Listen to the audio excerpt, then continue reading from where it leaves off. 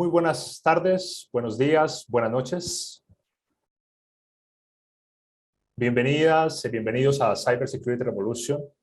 Tengo el gusto de presentar a la doctora Ana Castañeda Acosta, ingeniera de sistemas de la Universidad de Los Llanos, una universidad que se ubica en el oriente colombiano. Es una universidad pública de muy buen nivel. Ella tiene una maestría en Administración de Tecnologías de la Información de la Universidad de las Américas de Puebla. Esta universidad queda en México. Y también con doctorado en Psicología en la Universidad de Baja California. Y la doctora Ana es la directora ejecutiva del Centro para la Ciberseguridad y el Cibercrimen CIC Latinoamérica. Ingeniera Ana, Magister Ana, doctora Ana, muchas gracias por ser parte de Cybersecurity Revolution 2022. No, muchas gracias, coronel Mike. Buenas tardes para todos, buenos días, buenas noches. Un gusto poder estar en este espacio. Bueno, voy a tomarme estos minutos también para hacer una breve presentación de mi compañero, ¿no? El coronel Mike Toro es administrador policial de la Escuela de Cadetes de Policía en la General Francisco de Paula Santander, profesional en informática de la Universidad Católica. Adicionalmente, es especialista en seguridad de la Escuela de Posgrados de SPOL y especialista en pedagogía e investigación aplicada de la Universidad de La Sabana. Es magíster en ciberseguridad e investigación del cibercrimen en Boston University y ahora becario doctoral de la Universidad Internacional de Florida, de la Universidad de New Haven, de la Universidad de South Illinois. Mejor dicho, el coronel está ávido de conocimiento para compartir con todos nosotros. Bueno, adicionalmente, como en la Policía Nacional de Colombia como coronel, como ya teniente coronel, como lo venía mencionando, y pues obviamente ha escrito, ¿no? Bueno, es el director de investigaciones del Centro de la Investigación del Cibercrimen en la Universidad de Boston University. Pues, sin más, coronel, por favor, cuéntenos cómo un policía termina hablando de ciberseguridad y cybersecurity revolution como tal en este ámbito.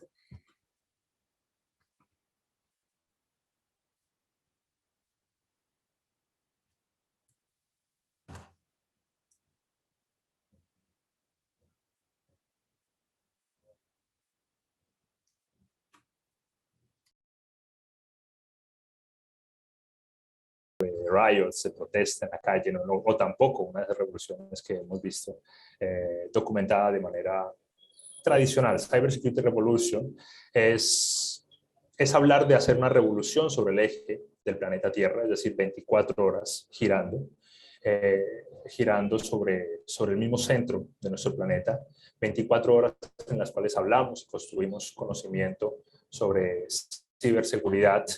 Y pues de esa manera, convencidos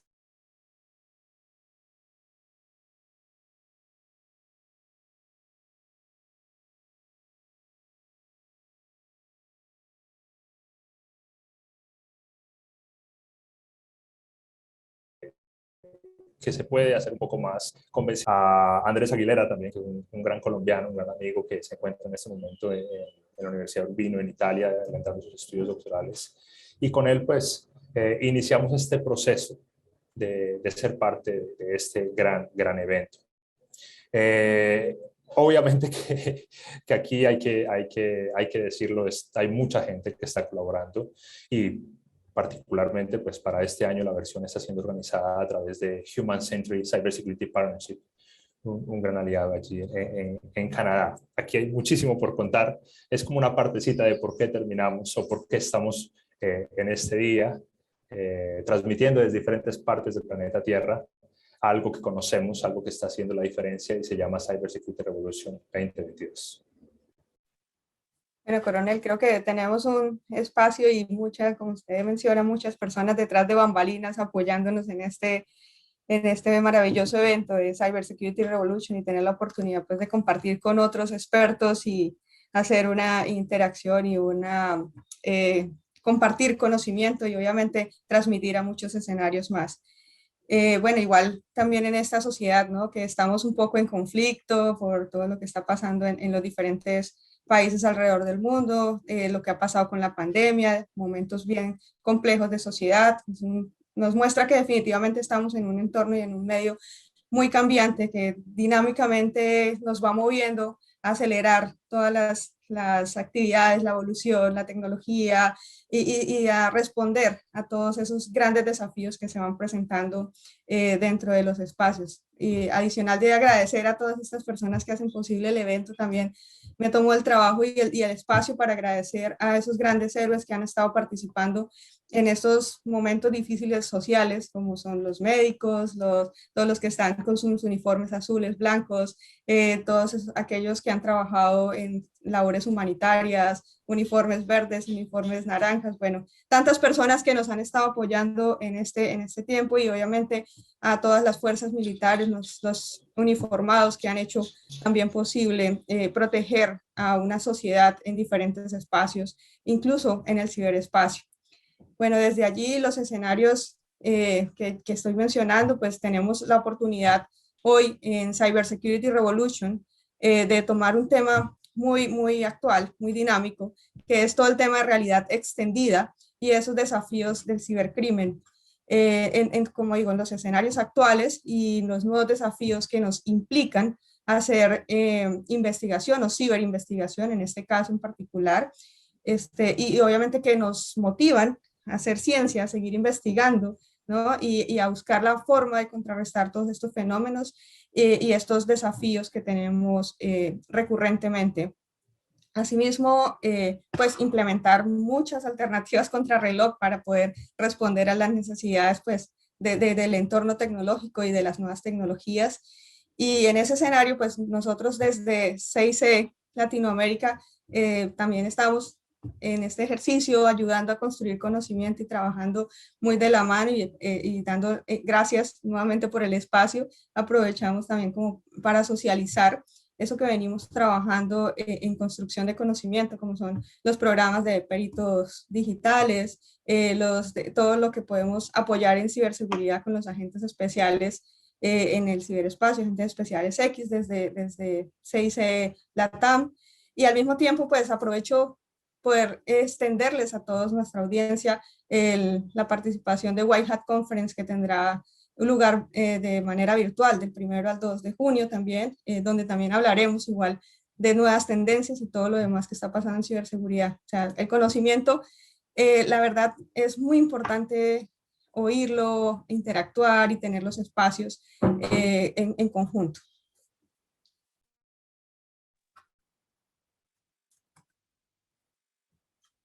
Bueno, coronel, agradecería si me ayuda quizás a presentar nuestro primer representante, nuestro primer exponente del día de hoy, para darle apertura a este gran momento de Cybersecurity Revolution.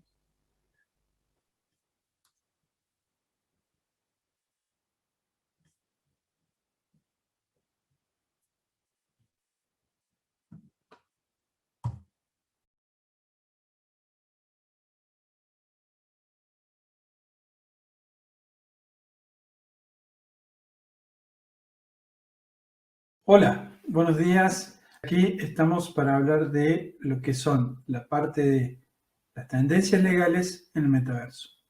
Principalmente debemos considerar y entender sobre todo el tema del metaverso, es decir, esa red de entornos digitales. Ciberseguridad de la Universidad de Dublín, y nos va a colaborar, nos va a ayudar a ambientar un poco a lo que nos referimos con los desafíos desde el ámbito legal en estos escenarios de realidad extendida. Rafael, could you please help me with the presenter from Argentina? Hola, buenos días. Aquí estamos para hablar de lo que son la parte de las tendencias legales en el metaverso.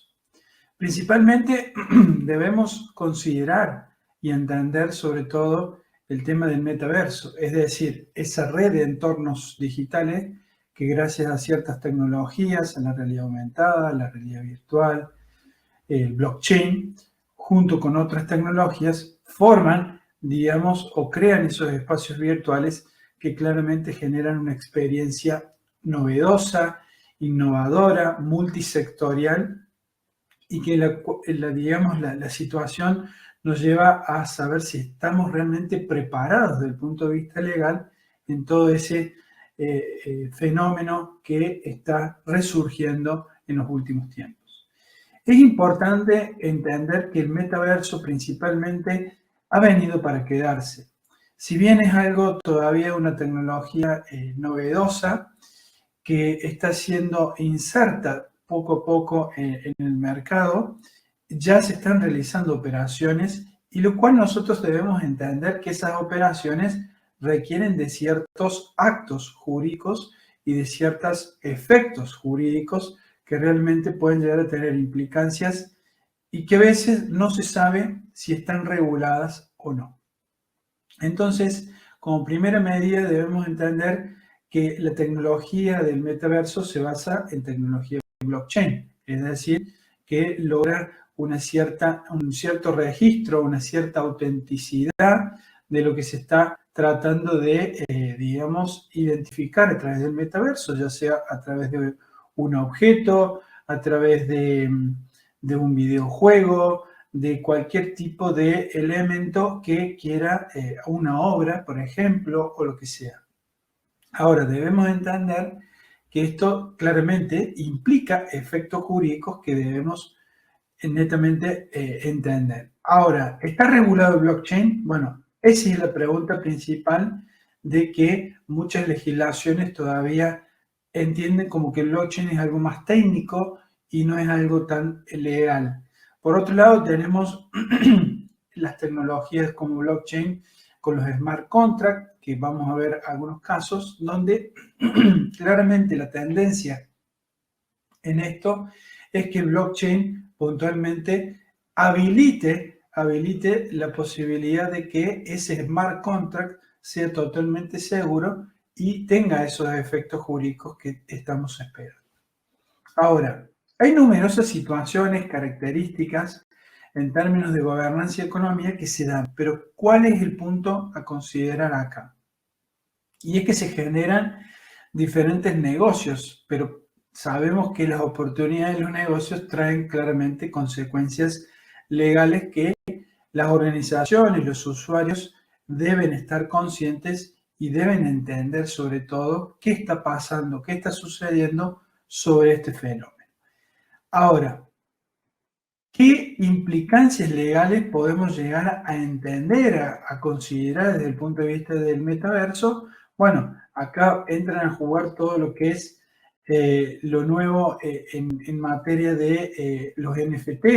Seguramente ustedes han escuchado NFT. ¿Qué son los NFT? Los non-fungible tokens, es decir, los tokens no fungibles, que aquellos que son, digamos, únicos y no divisibles, que ya están vinculados a un objeto determinado, pues una obra de arte, fotografía, entre otras cosas, y donde le da cierta identificación, cierta autenticidad, cierto registro, pero claramente no existe una regulación concreta hoy en día en las legislaciones en el mundo, salvo en una particular que ya mencionaremos, donde hay ya cuestiones que se están asemejando a lo que es la inserción de las nuevas tecnologías a cuestiones cotidianas que deben estar reguladas.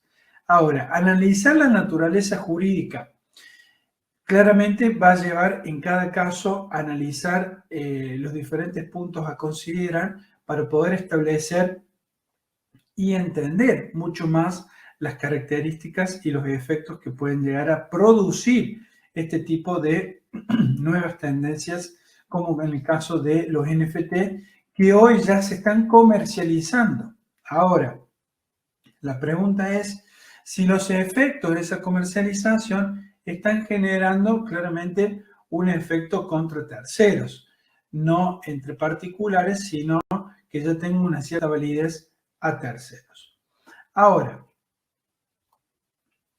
esos NFT hoy en día, por ejemplo, muchos de los que hemos conocido o escuchado o leído es sobre puntualmente el tema de las obras de arte, ¿no? Entonces, hoy, por ejemplo, hay muchas plataformas que ofrecen a los usuarios poder realizar su propio NFT y poder venderlo incluso en el mercado a precios que realmente a veces terminan siendo numerosas cuantías que muchas veces decimos, bueno, pero esto es algo digital, estoy pagando sobre algo digital que no lo tengo, digamos, palpable.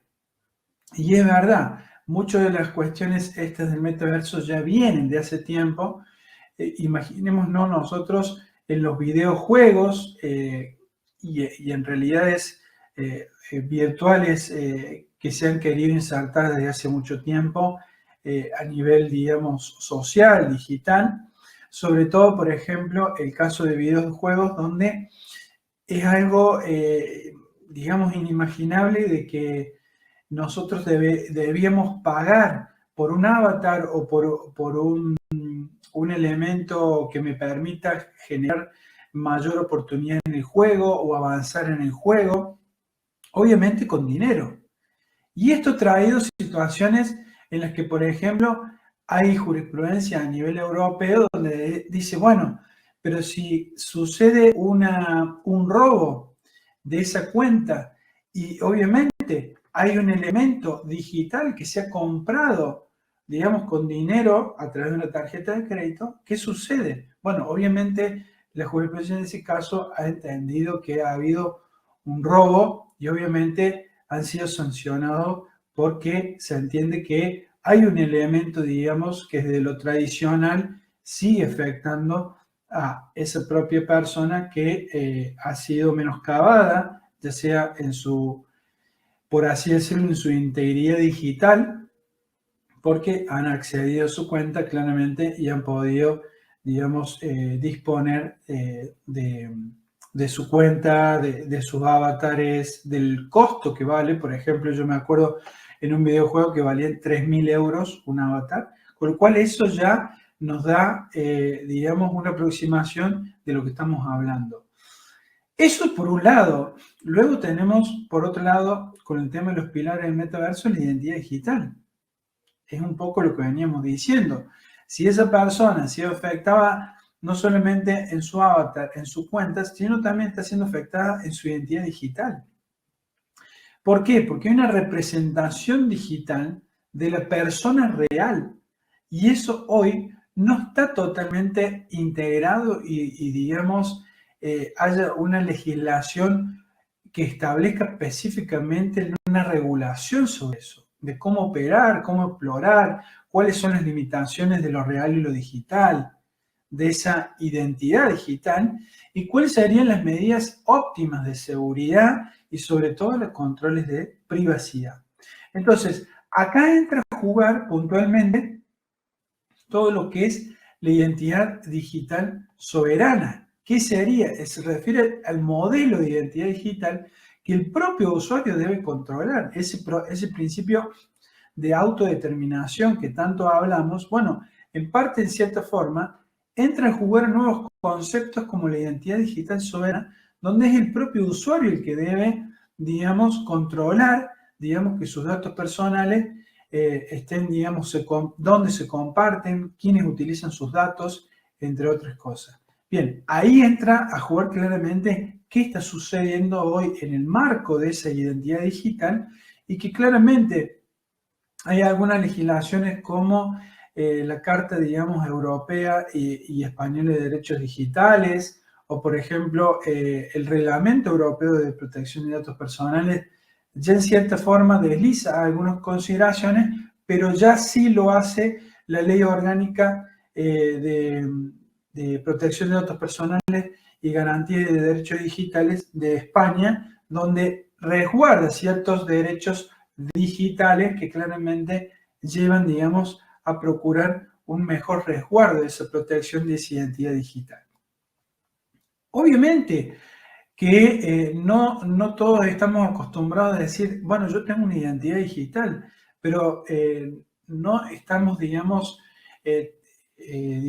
tan lejos de esta realidad porque ya venimos trabajando y familiarizados con estos conceptos desde hace mucho tiempo con el tema de el haberse creado perfiles en redes sociales, con el tema de nuestros perfiles. Eso genera una identidad, una imagen, Y el derecho a la imagen entra a jugar acá un derecho fundamental que todavía no está tan claro en cómo resguardar ese proceso y cuáles serán las limitaciones de esa explotación. Bueno, ya el reglamento de protección de datos personales de Europa ya en cierta forma establece un cierto límite al uso, digamos, de los datos personales, en realidad específicamente en cuanto a la imagen, y otras regulaciones a nivel internacional, pero debemos considerar que todavía no está bien claro en el resto de los países y que deberán, digamos, diferenciar esta cuestión de la imagen, ya sea desde la representación digital y desde la representación legal, real. Entonces, debemos diferenciar si es una imagen o un avatar, bueno, cuáles son los derechos que están detrás de esas cuestiones que hoy estamos claramente evidenciando, y sobre todo el consentimiento del usuario, del interesado, el propio interesado. Bueno, ¿cómo lo da? ¿Cómo va a dar ese consentimiento en relación a esa representación digital, más allá de su representación real? Como habríamos hablado, el tema de los derechos digitales va a ser algo que entre a jugar muy, muy fuerte, sobre todo el tema de la identidad digital, el tema también, por ejemplo, de qué sucede con el fallecimiento de una persona y toda esa representación digital. ¿Quién va a estar a cargo de esa representación digital? ¿Hacia quién recaen esos derechos? Bueno, toda una cuestión que realmente son tendencias que no estamos acostumbrados a pensar, pero que realmente vamos a tener que resolverlo en algún punto, y que la regulación, sobre todo la normativa, deberá actualizarse. Otro de las consideraciones será la inteligencia artificial. Claramente, tener presente las propuestas del reglamento sobre la identidad digital y sobre todo el cumplimiento de diversas obligaciones en relación. El tema de la propiedad intelectual será un elemento clave en todo este proceso, claramente. ¿Por qué? Porque afecta enormemente todos, digamos, los derechos de quienes representan ese registro virtual, y que claramente requiere de cierta diferenciación de quién es el titular, la coautoría, la copropiedad. Bueno, con esto entiendo que serán algunas de las tendencias y espero haber podido servir a todos ustedes, y quedo a entera disposición. Muchas gracias.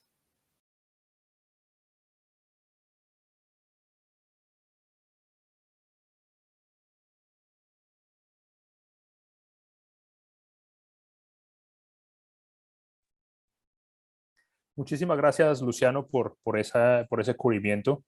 Es cierto, hay unos desafíos legales, hay unos marcos regulatorios, hay unas expectativas y hay unas zonas grises también que hay que, hay que empezar a analizar. Gracias por la pregunta sobre si están las características del metaverso lo suficientemente ligadas a la del mundo físico como para que debamos reexaminar la aplicación de las teorías del crimen en este entorno. La verdad es que más allá de lo que sabemos en este momento con los metaversos, creo que ya hay un camino de la cibercriminología que nos ha motivado a repensar la aplicación tradicional de las teorías del crimen, de la criminología tradicional, de ese enfoque multidisciplinario. Digamos que desde hace un par de años ya la cibercriminología nos está invitando a empezar a repensar esa aplicación. Sería imprudente y demasiado espontáneo salir que ya conocemos todas las interacciones de los diferentes metaversos que existen, desde los que conocemos en este momento hasta aquellos que se están generando en diferentes ámbitos de investigación. Son todavía eso, bueno, investigación del cibercrimen, son todavía escenarios que tenemos que investigar muchísimo, muchísimo más a fondo, pero por ese mismo, ese mismo punto clave en el cual sabemos que debemos anidar más profundo, llegar más profundo al conocimiento de la interacción humana dentro del ciberespacio, dentro de los mundos digitales, es que tenemos ya desde hace un par de años, desde el año 2008, cuando se teorizó y se demostró un planteamiento en la cibercriminología, es que se ha avanzado para poder hacer esa apreciación. Muchísimas gracias por la pregunta, muchísimas gracias, Luciano, también por abrir la discusión en Cybersecurity Revolution sobre lo que estamos dinamizando el día de hoy con esas grandes implicaciones, con esos desafíos, como lo decía la doctora Ana. Aquí podríamos hablar mucho, todavía hay otros puntos que tenemos preparados dentro de la agenda. Quisiera pasar a hablar de un gran investigador, de Alessandro Barreto. Él es jefe de una unidad especializada en cibercrimen, de investigación en cibercrimen, del Laboratorio de la Investigación del Cibercrimen del Ministerio de Justicia y Seguridad de Brasil. Y él nos va en este momento a ayudar a aterrizar un poco más. Después de hablar de desafíos legales, ahora vamos a hablar sobre esos desafíos en la investigación del cibercrimen en este universo digital. Rafa, please, could you help us to introduce our next presenter from Brazil? Olá, para mim é prazer estar falando aqui na CICREV, na Cybersecurity Revolution, evento mundial que traz temas infinitamente importantes. Eu vou tentar abordar um pouquinho com vocês sobre investigação de crimes no metaverso. Tá? Eu vou começar a compartilhar aqui uma apresentação para tentar trazer minhas ideias.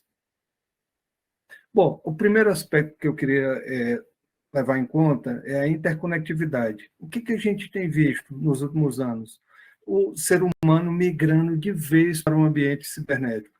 Desde a Web 2.0, interação pessoas, interação máquina, e até a era do metaverso.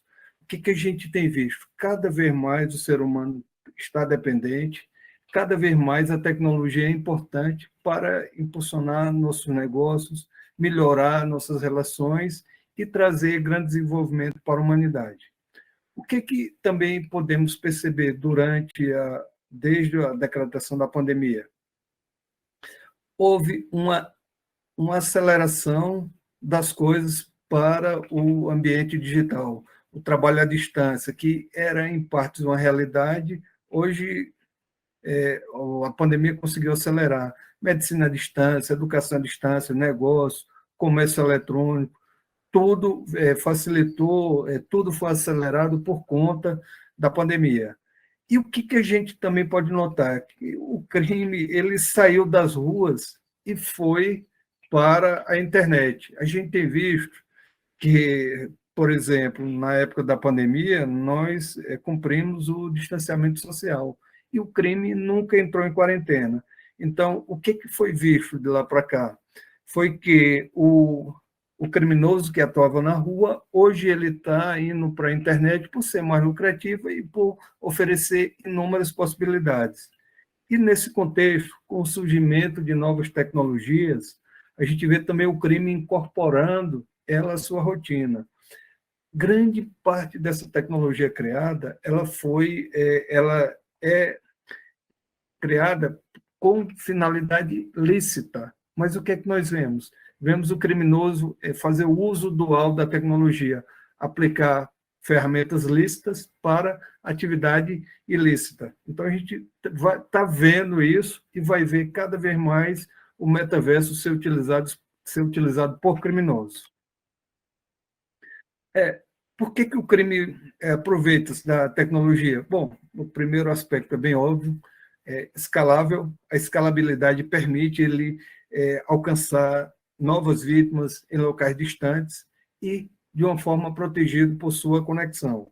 Segundo, a ausência de fronteiras. O crime antigamente atuava em determinada região específica. Hoje, com a internet, com as possibilidades que estão na sua frente, ele pode alcançar um sem número de cidades, países ou até continentes distintos. Um outro ponto que merece destaque de motivação de migração do crime é a lucratividade.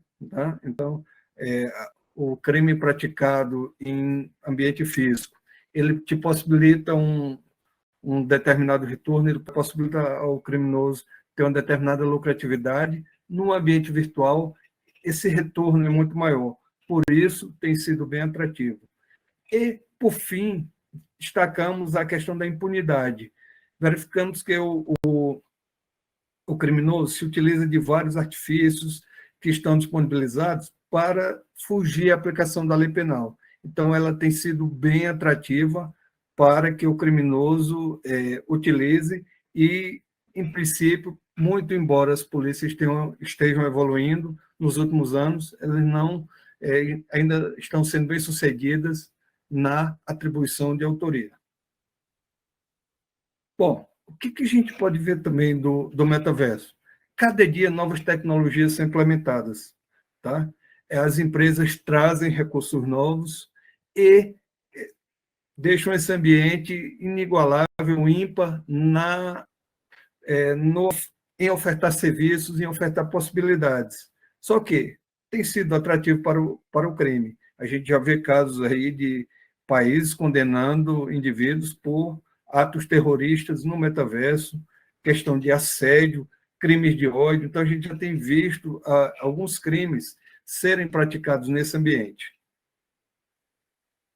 Trago aqui para vocês alguns exemplos de crimes que estão ou que podem vir a ser praticados. Abuso e exploração sexual infanto-juvenil, a gente tem visto isso no ambiente físico, em redes sociais, em redes ponto a ponto, tá? Em aplicativos de mensageria e, por que não, metaverso.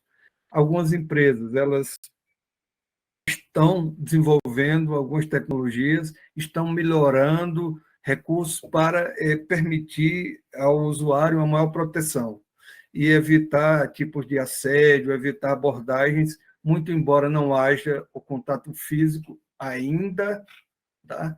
Eles oferecem recursos de uma área de segurança, uma área de proteção, para evitar que o usuário seja abordado.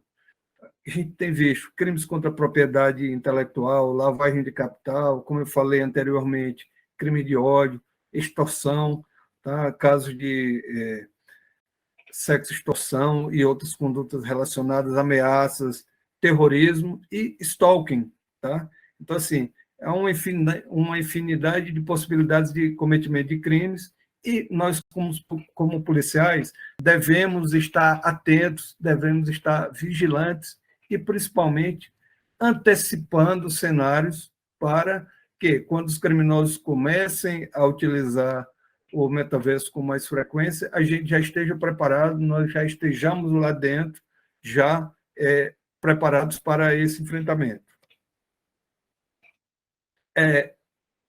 Qual a dificuldade de investigar crimes no metaverso? A primeira que eu trago para vocês é a legislação.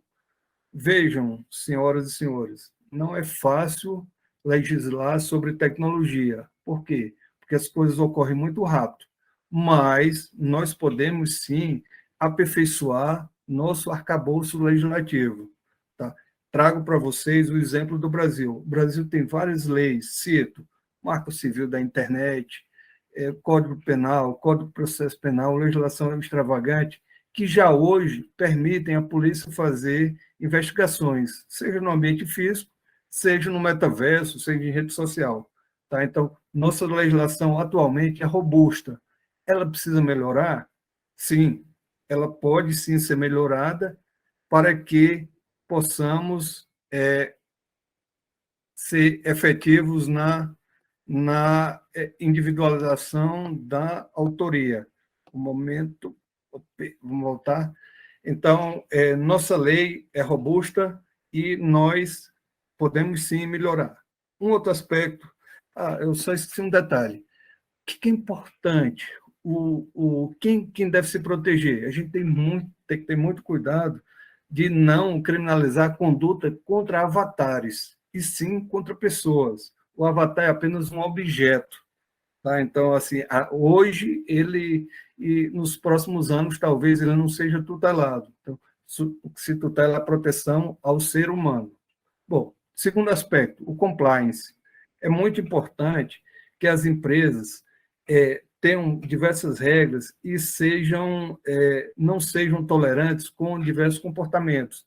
Por exemplo, moderem conteúdo, muito embora não seja fácil pela quantidade que é produzida diariamente, mas que oferte ao usuário recursos para que ele possa denunciar, informações para que ele possa se proteger e, principalmente, quando as polícias necessitarem de informação, elas tenham os logs de acesso armazenado, elas tenham informações mínimas daquele usuário para que ele seja identificado e responsabilizado criminalmente. Um outro aspecto que tem sido e vai ser um desafio é a preservação de evidência de crimes praticados no metaverso. Por exemplo, hoje, o que é que eu recomendaria a vocês? O uso da tecnologia blockchain, que ela pode ser aplicada a isso, aplicada à preservação, e vai garantir a integridade e a autenticidade dessa evidência, vai garantir a cadeia de custódia dela, para que lá na frente nós tenhamos aquele conteúdo preservado e que o eventual responsável seja punido. Um outro aspecto que a gente tem que fortalecer, a capacidade investigativa.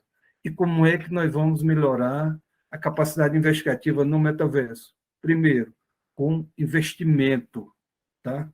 As forças de segurança pública, a iniciativa privada, elas precisam entender que tecnologia da informação é investimento, não é custo. Tá? Então, quanto mais se investe, mais você vai mitigar os problemas. E um outro aspecto é como é que a gente poderia aperfeiçoar essa capacidade de atribuir autoria com capacitação. A capacitação ela tem que vir desde a formação, o curso de formação para que o policial ingresse no serviço público até a aposentadoria. E ela tem que ser constante, porque as coisas mudam rapidamente. Um outro aspecto que, por fim, para a gente finalizar essa temática, é a questão do local para processar e julgar esse tipo de crime. Tá? Qual será o local da vítima, o local do agressor, onde houve proveito econômico, onde estava a conexão de internet, ou seria melhor a gente colocar jurisdição de fórum online, ou seja, escolher o local onde a polícia possa buscar mais evidências e as penas combinadas sejam maiores. Então, isso pode ser uma tendência para ser aplicado a crimes praticados no metaverso. Finalizando, nossos desafios. Aumentar a capacitação. Polícias preparadas, iniciativa privada preparada, é o melhor caminho para reduzir os riscos de crimes praticados no metaverso. A prevenção sempre será o melhor caminho. Um outro aspecto, a cooperação, seja no âmbito policial, com a troca de informações, de crimes praticados, de modus operandi, com as boas práticas. É muito importante que as polícias compartilhem boas práticas de investigação de delitos, seja no metaverso, seja na Deep Web. É inovar e, principalmente, trabalhar a educação digital do usuário, com a plataforma oferecendo melhores condições de segurança e preparar o usuário para o futuro. Quanto mais o nosso usuário estiver educado digitalmente, menor é a possibilidade dele cair em contos de engenharia social, por exemplo, e, com certeza, mitigar os riscos do ambiente cibernético. A internet é insegura por natureza. Cabe a cada um de nós mitigar esses riscos. E quando você conhece o cenário, você, com certeza, reduz os riscos. Trago, por fim, minhas redes sociais e meus contatos. Foi um prazer participar com vocês aqui e até a próxima.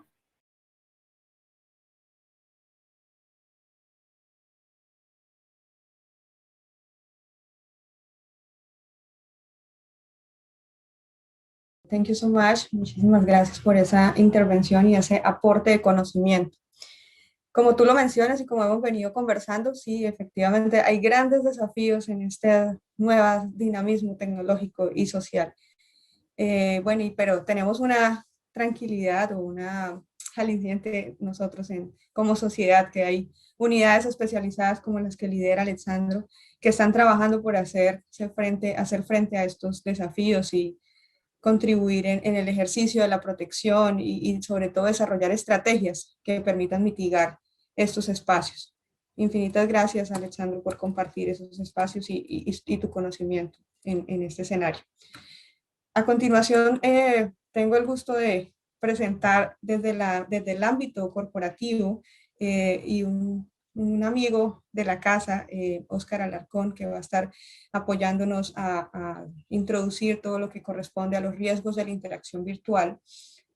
Bueno, esta persona es un perito ciberjudicial, es especialista en ciberseguridad, está acreditado por el Center for CSE y hoy es el director del Observatorio Boliviano del Cibercrimen y la Ciberseguridad, y desde su rol apoya a esta sociedad para que sea mucho más segura. So, Rafael, can you please introduce? Buenos días, buenas tardes y buenas noches, según donde nos estén observando. Y hoy vamos a hablar muy rápidamente, muy rápidamente, de la seguridad corporativa y los riesgos de la interacción virtual. Y para tal fin vamos a desarrollar o desglosar qué es la seguridad corporativa, cuáles son las mejores prácticas y cuáles son las tendencias.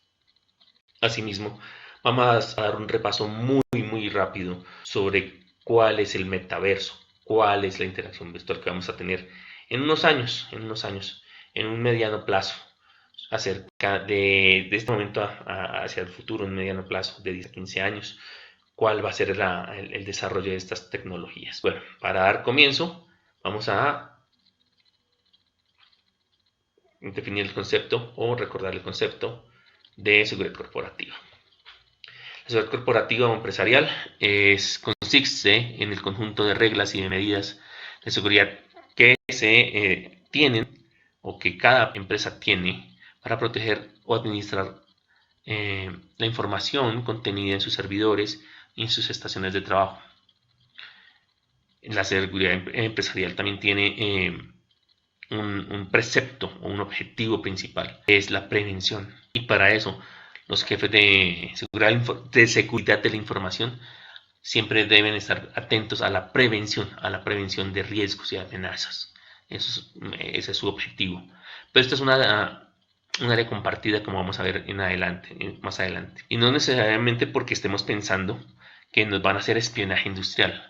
Es porque nos pueden generar otras acciones o conductas desviadas o delitos que pueden afectar tanto a la empresa en parte reputacional como al funcionario o al colaborador de la empresa que está o que se va a afectar tanto en sus equipos de cómputo o en sus estaciones de trabajo, que ahora son remotas debido a la crisis sanitaria global, y pues o directamente los equipos o los servidores que tenemos en nuestras empresas. Entonces, señalaba, hay que tener presente que la seguridad empresarial o la ciberseguridad empresarial debe estar presente con estos elementos. Hay que crear contraseñas mucho más seguras, y aunque parezca risible, perdón, y siempre es un objeto de debate, es que todavía existe el password 123. Todavía existe. O tenemos el password de nuestro equipo o de nuestra estación de trabajo en el monitor, en un POSIT colocado. Y son hábitos. Entiendo que la navegación segura se puede dar, pero tendemos a evadir esos controles llegando a navegaciones inseguras, utilizando servidores o programas que nos llevan a otros servidores. Sin embargo, nuestros jefes de IT, nuestros oficiales de seguridad de la información han logrado de alguna manera que se restrinjan el acceso a ciertas páginas, pero aún así hay personas que logran evadir esos controles. Y por eso, ¿cómo van los controles? Con programas desconocidos que se instalan, y aún así, que es una tarea que nuestro jefe de seguridad de la información tiene que estar pendiente, puede suceder y ha sucedido. Esto no es nada que no haya sucedido o que no esté sucediendo. Tener una licencia de software actualizado y original. Entonces todo este conjunto de reglas previenen. Y mejorar, obviamente, los sistemas de autenticación y no abrir correos desconocidos. Por más de que a veces uno crea, piensa o suponga que vengan desde la misma empresa, hay que validarlos. Una llamadita, un correo de vuelta. En este caso, tenemos presente que para la seguridad corporativa o empresarial existen unas tendencias que se están desarrollando en este 2022.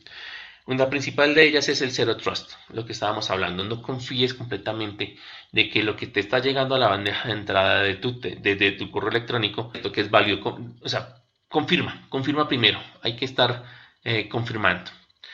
Una de las tendencias es, y muy importante, es que la seguridad es parte del servicio que estoy desarrollando, parte de las funciones que yo estoy haciendo, es parte de lo que yo soy como parte de este engranaje corporativo. Si yo tengo unas mejores prácticas o una etiqueta o unas mejores prácticas, como estaba diciendo, estoy vendiendo servicio, estoy vendiendo calidad. No importa desde qué área funcional de la empresa esté trabajando. Una de las tendencias es claramente la concienciación y la formación de los usuarios. Es necesario, hay que recalcar, hay que avisar, hay que decir, hay que capacitar, hay que alertar. Y sin embargo, aún así van a haber fallas. Por eso tenemos que prevenir.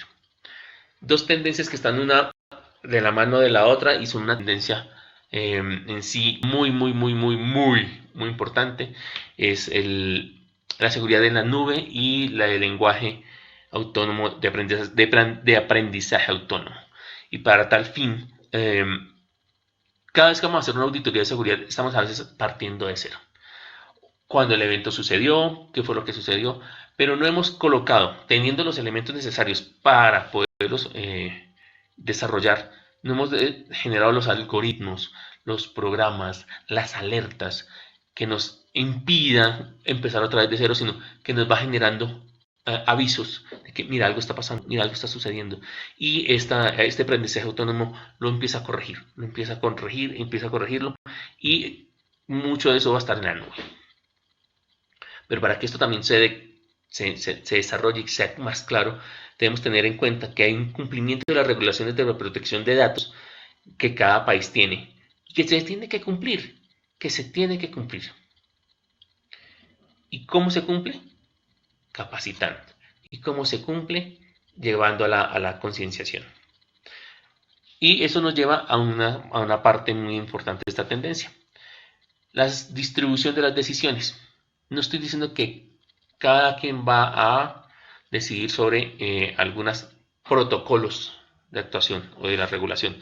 No, todos estamos en el mismo, pero yo decido sí o no manejar esa máquina de forma inadecuada. Yo decido, o sea, es mi decisión. Entonces, cuando yo te lo estoy diciendo como jefe de seguridad de la información, hey, no solamente es mi responsabilidad, sino es tuya. Tus decisiones en ingresar a sitios seguros, en acceder al correo sin autorizar, sin verificar. O sea, si no llevas eso, es tu decisión, no la mía. Y tienes que entenderlo. Tienes que entenderlo porque es también tu decisión. No solamente, y más en estos entornos afuera de los entornos físicos que son las empresas. Estábamos señalando, muchos trasladamos nuestras operaciones y nuestro trabajo a casa. Y la tendencia número 1 es que todas estas otras tendencias se van a convertir en una malla de ciberseguridad. Este concepto ya fue desarrollado, sin mal no recuerdo, hace muy poco, o fue explicado en España, y habla sobre eso. Todas estas tendencias se entrecruzan, hacen una malla y permiten, haciendo la analogía, proteger, defender mucho mejor nuestros activos de información y nuestros activos que están en las empresas. Refiriéndome a activos de información, refiriéndome a servidores, refiriéndome a equipos de cómputo, a estaciones de trabajo. Entonces, esto es una malla que se va a generar. Ahora, vamos a entrar en algo mucho más complejo. Vamos a entender qué es el metaverso. Y el metaverso, evidentemente, No es algo nuevo, así no lo estén presentando así. Es algo que ya existe, que ha sucedido y que ya viene. Entonces lo vamos a desarrollar en adelante. Entonces vamos a hacer el desglose. Meta, del griego, más allá o después de, y verso, universo. Entonces es más allá de nuestro universo físico, mucho más allá de nuestro universo tangible, lo que se está desarrollando. Entonces lo que se está desarrollando es un universo virtual, un ecosistema virtual con áreas de trabajo, donde todos podamos interactuar, jugar, estudiar, realizar transacciones económicas, entre otras muchas cosas. Todo ello de manera descentralizada. No estoy diciendo que nos esté sucediendo ahora. Ya tenemos nuestras salas de conferencia, hay cosas que ya se están haciendo. Pero este ecosistema va a hacerlo mucho más profundo, va a hacerlo mucho más evidente y va a llegar a sitios donde se va a desarrollar de manera mucho más clara una interacción persona a persona, empresa a empresa, empresa a persona, en ambientes completamente virtuales. Ahora bien, cuando se habla de metaverso, se habla de una referencia específica a la plataforma. Pero lo que entendemos es que es un concepto mucho más amplio. Es un concepto de espacio virtual. Ejemplo, ya existen empresas de videojuegos de realidad simulada. Y los entendemos y sabemos que existen hace mucho tiempo. Y han desarrollado aspectos muy interesantes de este metaverso. Sin embargo, ahora, ¿qué es lo que se busca? Que esta plataforma, que este concepto de espacio virtual sea mucho más grande, que se creen mundos virtuales, que haya una experiencia mucho más grande para el usuario, que haya una colaboración entre personas, entre equipos, entre empresas y que desarrollen nuevamente mejores prácticas o una etiqueta. Y tenemos claro que una de las más importantes es Sandbox, que también ha desarrollado dentro del metaverso una plataforma específica con tecnología blockchain y ha desarrollado ambientes muy bien diseñados y muy bien estructurados para poder trabajar, jugar, reunirnos, asistir a eventos deportivos y toda esta frontera de lo físico y de lo virtual se estén fundiendo. Entonces, como les digo, no es una plataforma única, es un concepto de espacio virtual. Entonces, en adelante, lo que ha sucedido es que algunas empresas han desarrollado y tienen una fase de desarrollo muy específica con una infraestructura muy buena para que se dé, para que este funcionamiento se dé. Y deja claro que el desarrollo, como señalaba, el desarrollo hace que los límites entre lo físico y lo real se empiecen a cambiar.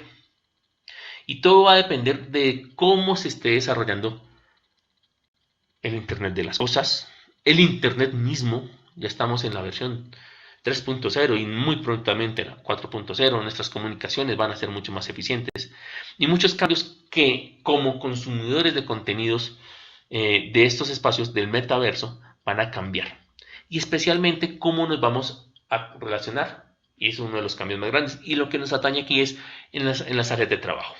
Y lo dejó muy claro Mark Zuckerberg cuando dijo que su metaverso o su meta es convertir que los espacios de trabajo sean mucho más amigables, que llegar allí a Meta sea parte de un lugar de trabajo, un lugar de interacción social, pero que dejando de lado las herramientas laborales podamos tener un espacio virtual donde podamos interactuar de manera mucho más clara, mucho más precisa. Algunas empresas de las automotrices, de casas de moda, ya tienen sus espacios virtuales también. Muchas universidades están desarrollando más y mejores espacios para encuentros en esa realidad simulada o en este metaverso. No está de más agradecerles por su participación en este Cyber Security Revolution 2022. Gracias, Oscar, por el apoyo, como siempre, en estos escenarios de construcción de conocimiento y manteniendo a la vanguardia de diversos temas en Latinoamérica y pues siempre contribuyendo en mantener más seguro nuestra sociedad. Tenemos una pregunta, dice, necesitamos considerar el nivel de inmersión cuando intentamos comprender el daño de un crimen. ¿El fraude romántico es peor en la realidad virtual? ¿Es peor un DDoS en realidad extendida? Bueno, la primera pregunta, bueno, el daño de un crimen sucede en diferentes escenarios. Puede venir, depende dado donde suceda el daño, ¿no? Porque tenemos infraestructura crítica sobre la cual podemos tener un daño como tal en un incidente informático. Podemos tener sobre eh, sobre las personas, en el tema de los delitos interpersonales en el ciberespacio. Podemos afectar o tener un daño sobre nuestros datos. Podemos tener también una victimización, una cibervictimización económica en este escenario. Entonces, pues hay diferentes campos y ahora con las nuevas tecnologías, pues también tenemos un campo nuevo sobre el cual podemos tener una nueva dimensión de daño sobre nuevas tecnologías. Respecto al fraude romántico, que sí es peor en la realidad virtual, digamos que aquí lo más importante detrás de los daños que se puedan suceder son las personas que están detrás, quienes reciben ese daño, en particular en el tema del fraude romántico. Sin embargo, pues digamos que es un escenario bien interesante para ampliar las investigaciones a futuro, ver cuál va a ser la magnitud de lo que hoy ya conocemos como fraude romántico en el ciberespacio versus lo que será realidad virtual más adelante en todo el proceso de investigación de esta creciente tecnología. No sé, Coronel Mike, si usted quiera apoyarnos algo adicional dentro de la pregunta, de la respuesta, perdón. Claro que sí. Muy buena pregunta, muchas gracias. Y gracias, doctora, por tener claro estas 5 categorías de las ciberamenazas. Está esta categoría de la victimización cibereconómica, está la categoría de la afectación a las infraestructuras críticas, de delitos interpersonales en el ciberespacio, nuestros datos y nuevas tecnologías. De seguro que en los nuevos escenarios de multiversos, de metaversos, todas esas categorías se pueden empezar a fusionar.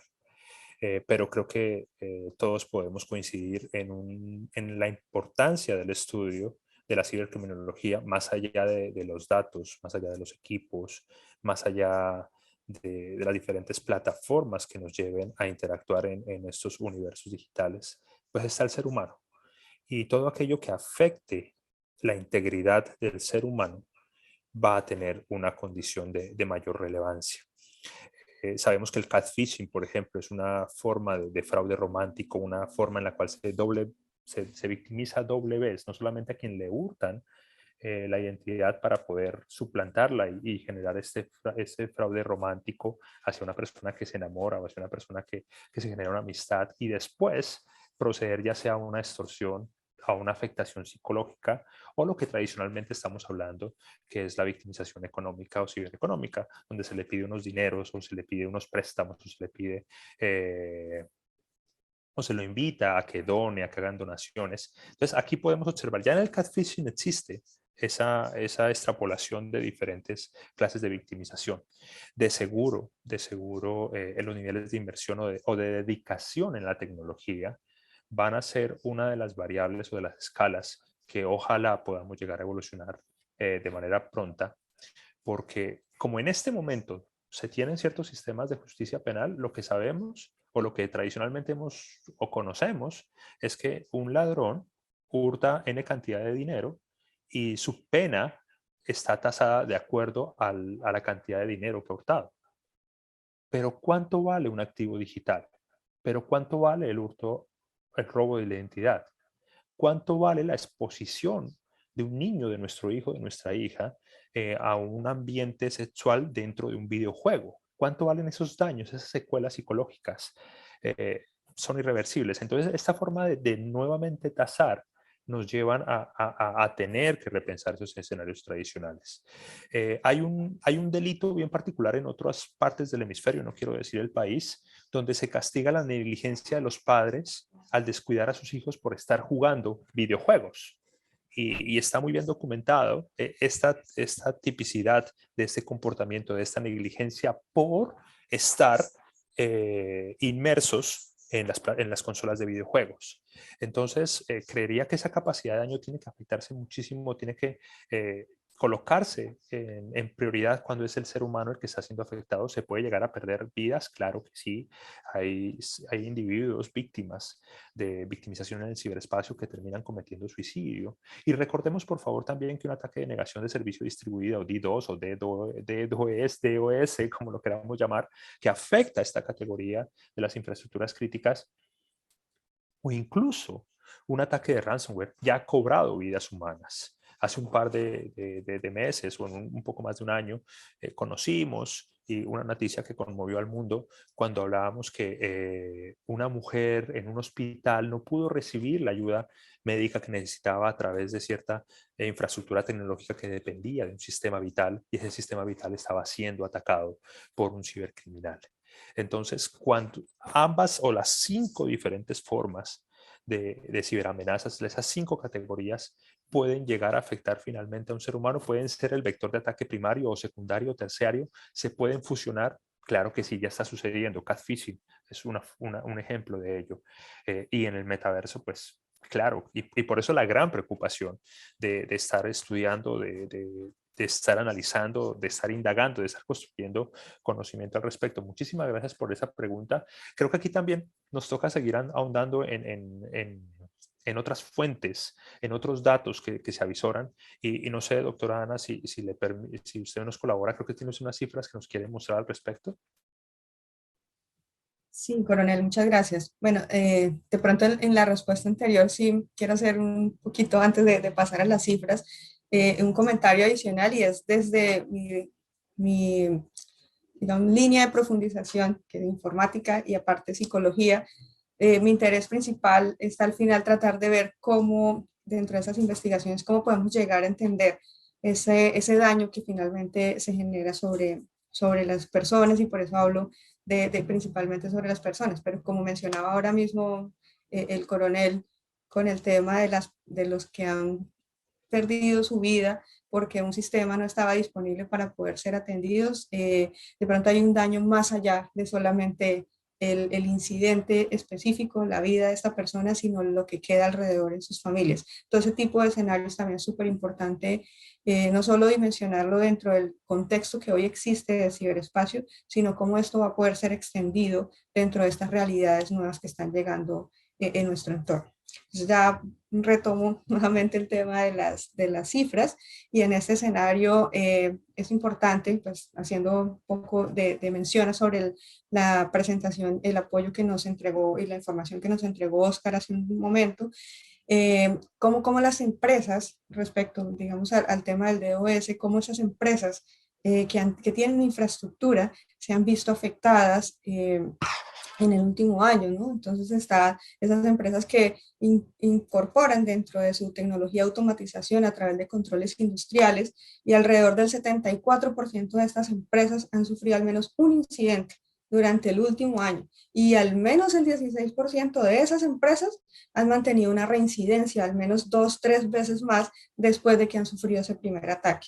La verdad es que esto son cifras un poco impresionantes, y pues que también van ligadas a la pregunta y que nos llevan a hacer un análisis mucho más detallado de esos incidentes o de esos riesgos en los que estamos afrontando desde el ciberespacio.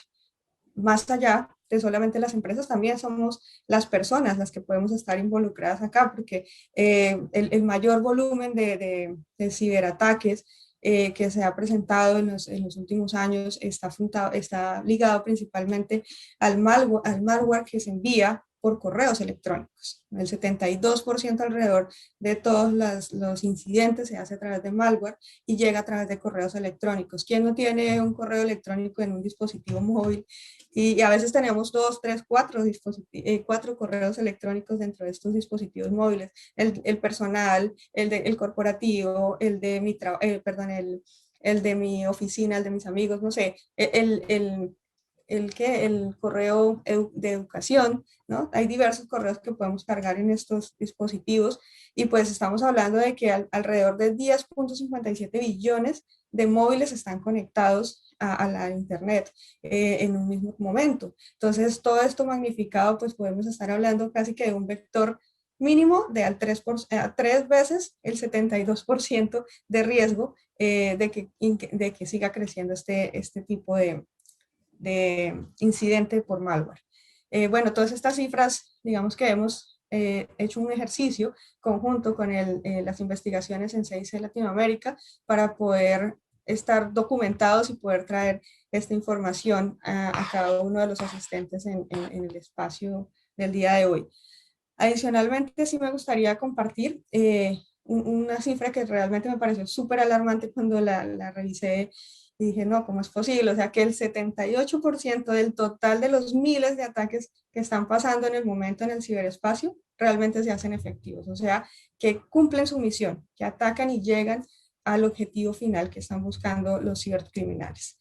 Bueno, creo que para hablar de cibercriminalidad, el coronel Mike es un experto al respecto y nos puede ampliar un poco estos conocimientos y de paso compartir unas cifras más que puedan haber hecho o haber profundizado desde la investigación del Center for CSE en su rol de investigación.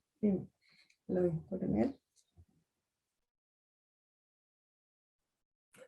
Muchísimas gracias, doctora Ana. Sí, es preocupante las cifras que tenemos y todo ese nivel de efectividad, como usted lo manifiesta, pues tiene a unos individuos detrás, tiene a unos seres humanos, nuevamente el factor humano que se organiza. Hablamos y sabemos que en un análisis que recientemente nos llevó a presentar en otro evento académico, hablábamos de cómo durante el mes de abril el nivel de amenazas globales desde diferentes agencias internacionales multilaterales, esos datos no son solamente noticias, son datos con unas fuentes validadas, con unas fuentes obviamente de alta reserva, pero pues que vale la pena y tenemos que empezar a compartir esta clase de datos en escenarios como Cyber Security Revolution. Es bien interesante analicemos el mes pasado, el mes de abril, cómo al principio de este mes, Lapsus Group, este grupo cibercriminal brasilero que atacó a NVIDIA, a este gran fabricante de tarjetas gráficas para videojuegos, como llevaba un 59.8% del ruido en el análisis de la cantidad de cibercrímenes que se realizaron en la primera semana de abril. Este grupo brasilero empezó a pedir algo diferente dentro de sus demandas del ataque de ransomware que cometió, este secuestro de datos, este cifrado de datos, y después para pedir un rescate a esta compañía, nos sorprendió en sí al mundo de la investigación del cibercrimen, pidiendo que se quitara una restricción que tienen estas tarjetas desde su proceso de fabricación para poder habilitarlas para ser criptominado. Esta primera semana de abril, digamos que otros grupos tradicionales cibercriminales no habían aparecido todavía en la mesa, no, prácticamente estaban anulados. Más del 59%, Lazarus Group Lapsus Group estaba dominando. Lazarus Group, que es un grupo cibercriminal patrocinado por un gobierno asiático, como todos lo sabemos, que ha hecho muchos daños, no aparecía en este escenario. La siguiente semana, Lapsus Group empezó a perder 50 pasó de 59.8 a lidiar más o menos un 50.4% de mayoría en esta clase de ataques que se generaron en esta segunda semana. Y curiosamente, grupos ciberactivistas empezaron a quitarle ese porcentaje de presencia como grupo cibercriminal predominante al grupo brasilero. Es interesante cómo para esta tercera semana ya teníamos a un nuevo equipo, a un nuevo grupo cibercriminal. No sé si ustedes están familiarizados con él, el gusano de arena, Sandworm. Ellos se hacen llamar Sandworm Team, por eso lo llamo en esa manera. Pero entonces ya no estaba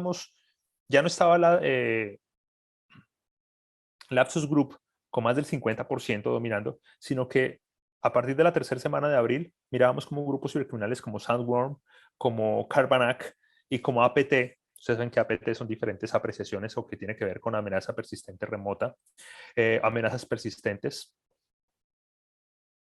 Estos APT empezaron a repartirse la tercera semana del mes de abril.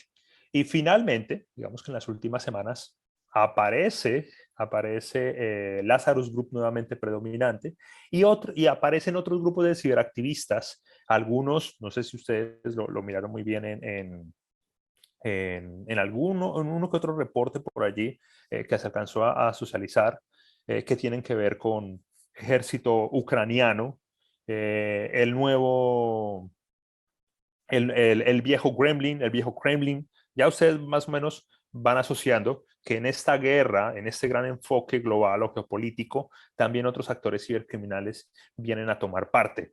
Es importantísimo, como analizamos desde estas cifras, o como expertos en ciberseguridad, o como personas que nos interesa hacer de este mundo un mundo más ciberseguro, pues considerar que no solamente estamos hablando con el típico cibercriminal que Hollywood nos ha presentado, sino que aquí hay estructuras cibercriminales grandes, potentes, muy bien organizadas. Estamos hablando de delito transnacional, estamos hablando de delito de crimen organizado con capacidad de ciber. Podemos hablar de las formas, y qué bien la pregunta que nos hicieron al principio, porque el DDoS attack fue el que estaba dominando en las primeras semanas de abril. Tenemos un grupo brasilero con más del 50% dominando en ciberataques. Están trabajando un poco de ransomware. Al parecer también hay un incremento de DDoS attack. Sabemos que los ataques de DDoS hoy en día se contratan dentro de los mercados clandestinos. Vemos cómo en esa fusión en que va perdiendo este grupo Lapsus, por favor, todo el respeto obviamente a los diferentes países que desafortunadamente se etiquetan, que apoyan o que de pronto tienen alguna relación con estos grupos. No estoy diciendo para nada o estigmatizando a estos hermosos países. Vemos cómo después viene el robo de datos y vemos cómo también el spyware, que es el software espía o el software que permite robar contraseñas cuando las digitamos, prácticamente le quitan el primer puesto a los DDoS attack, es decir, a la victimización interpersonal en el ciberespacio, y se mueven hacia un hurto de datos, otra categoría de cibercrimen, para finalmente pasar a spyware. Claro, spyware podemos hablar de victimización cibereconómica cuando le hacen espionaje a las compañías, pero desafortunadamente este spyware tiene que ver con un 11.9% predominando top one, diferentes escenarios acá, tiene que ver con violencia digital de género. Las personas que tienen ese comportamiento desviado en el ciberespacio, que han generado esa violencia doméstica, no solamente se están quedando, esa violencia doméstica no solamente se quedan en los hogares, en esas familias vulnerables, sino que se lleva hacia el ciberespacio, y entonces esas relaciones difíciles, esta amenaza de una persona hacia la mujer, de una parte de la pareja hacia la otra, los lleva a incorporar, a comprar, a adquirir software espía, spyware, instalarlo en el teléfono de la novia, de la esposa o el del esposo, del novio, de sus diferentes relaciones, y a través de eso estar controlando, estar quitando las contraseñas y estar generando esas diferentes formas de violencia. La violencia digital de género es una amenaza gigante, y como lo pueden observar, grandes grupos cibercriminales, claro que sí, no estamos trabajando contra ese etiquetamiento de un cibercriminal como lo dice Hollywood, el supuestamente hacker. Porfa, hacker no es un cibercriminal, esos cibercriminales o hackers de sombrero negro están organizados en grandes estructuras cibercriminales. Hay una gran predominancia de ciertos grupos cibercriminales en ciertas partes del planeta, pero también hay diferentes formas de cibervictimización que se están moviendo y que están generando digamos que nos llama la atención para poder analizar e irnos un poco más a salir de la caja y dimensionar desde un enfoque multidisciplinario, como la cibercriminología nos permite hacerlo. Voy a hablar las últimas 3 semanas. Empezamos con DDoS attack, con un porcentaje de 19,3%, con ataques de puerta trasera un 11,7% y un robo de data de 9,9%. Eso fue, digamos que al inicio del mes de abril. En la mitad del mes de abril tenemos el robo de datos de primero con un 12,8%, catfishing scam 11,1%. Recordemos que los delitos interpersonales en el ciberespacio no solamente victimizan de manera sexual o de manera íntima o emocional, también permiten hurtar, hacer ingeniería social, permitir quitar contraseñas, permitir quitar datos de tarjetas de crédito, hacer intrusiones.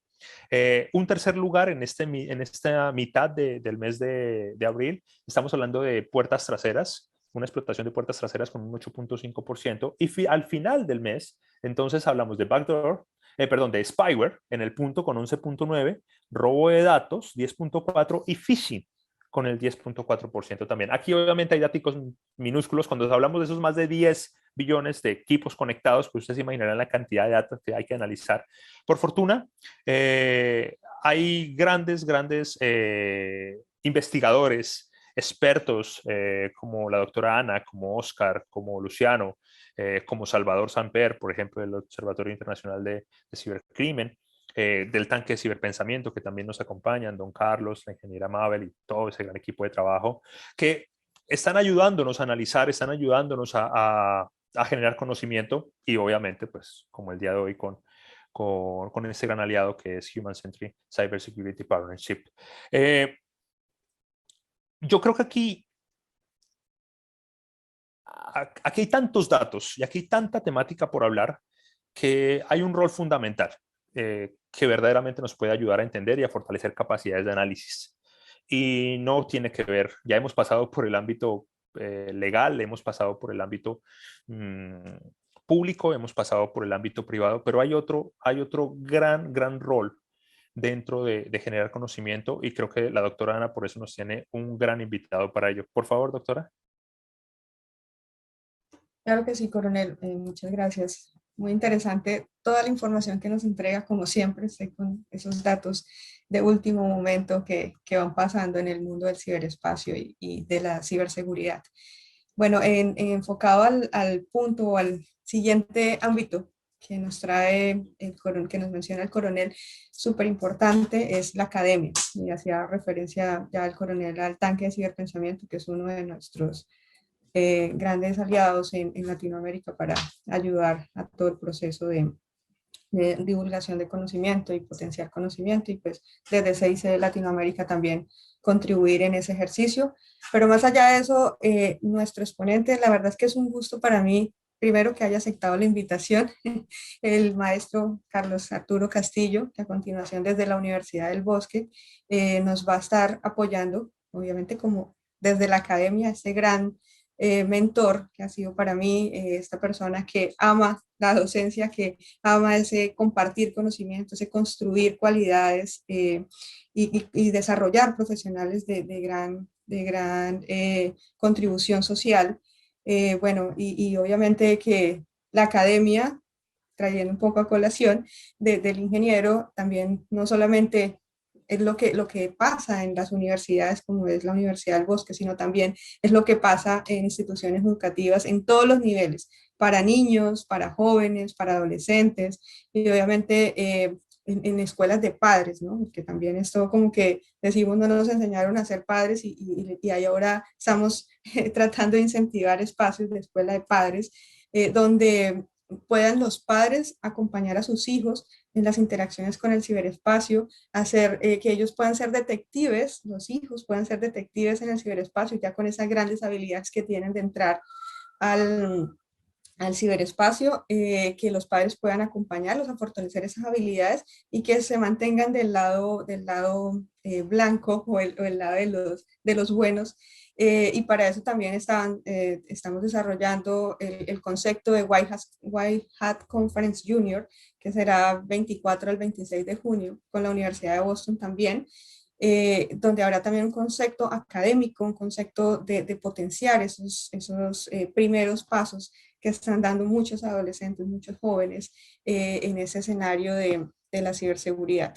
Bueno, y retomando a nuestro invitado, como les hacía mención, agradecerle por participar con nosotros el día de hoy, por ayudar a construir esos profesionales con una ética, con una conciencia del desarrollo de un software seguro, con la conciencia de que tenemos el correcto uso de la tecnología para aportar a una sociedad y seguir construyendo, y obviamente dentro de los espacios del metaverso que hoy estamos afrontando.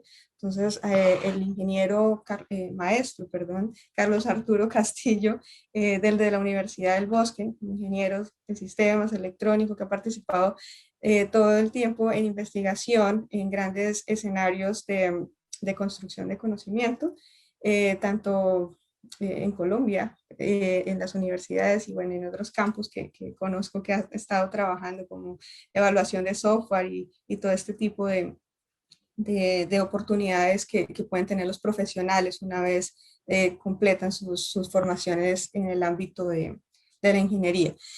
Bueno, sin más preámbulos, quiero permitirle el espacio al ingeniero, al maestro Carlos Castillo. Rafael, could you please help us to Un cordial saludo para todos.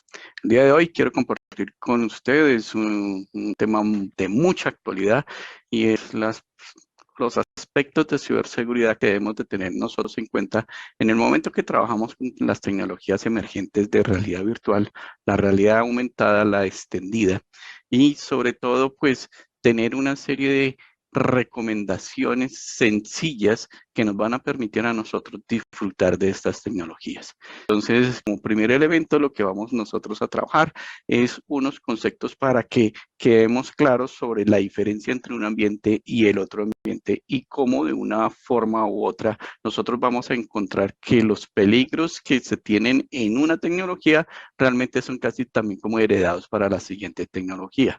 Y en pocas palabras, pues de cierta manera, las recomendaciones que se den en un ambiente van a servir para cualquiera de estos otros ambientes. Entonces, como todo buen docente, pues vamos a dar una pequeña introducción con estos aspectos. Comencemos con el término de realidad virtual. Lo importante que debemos nosotros tener en cuenta en el concepto de realidad virtual es que lo que estamos creando es todo un mundo digital. En ese mundo digital nosotros podemos sentirnos, meternos dentro de él, estar inmersos y poder sentir sensaciones a través de unos elementos que utilizamos para interactuar con este mundo digital, que son normalmente una serie de cascos o unas gafas que nos van a permitir a nosotros interactuar con ciertos elementos que se encuentren en este mundo digital. Primer peligro que podemos encontrar nosotros cuando estamos trabajando con realidad virtual. Estos cascos, estas gafas que nosotros utilicemos, pues van a estar llenas de sensores, de micrófonos, de cámaras, que de una u otra manera, si nosotros no somos precavidos, podemos estar nosotros enviando información muy sensible sobre nuestros gestos, sobre los movimientos que tenemos en nuestra cara, sobre el movimiento de nuestros ojos y cuando utilizamos los guantes, los movimientos que hacemos con nuestros índices, con nuestros dedos y esta información puede ser capturada por personas que de cierta manera quieran identificar esos rasgos particulares de nosotros y poderlos utilizar en otros ambientes para fabricar lo que nosotros denominaríamos un yo digital que realmente pueda ser suplantado en algunos aspectos. Debemos de tener en cuenta también que cuando trabajamos en estos ambientes de realidad virtual, normalmente lo que utilizamos nosotros son unos avatares y estos avatares pues de cierta manera van a representarme en ese mundo digital y entonces pues mi identidad en muchos aspectos, cuando yo juego en línea o cuando estoy interactuando en procesos en línea, la gente que está conmigo en ese mundo me identifica por ese avatar. ¿Qué pasa si ese avatar es secuestrado?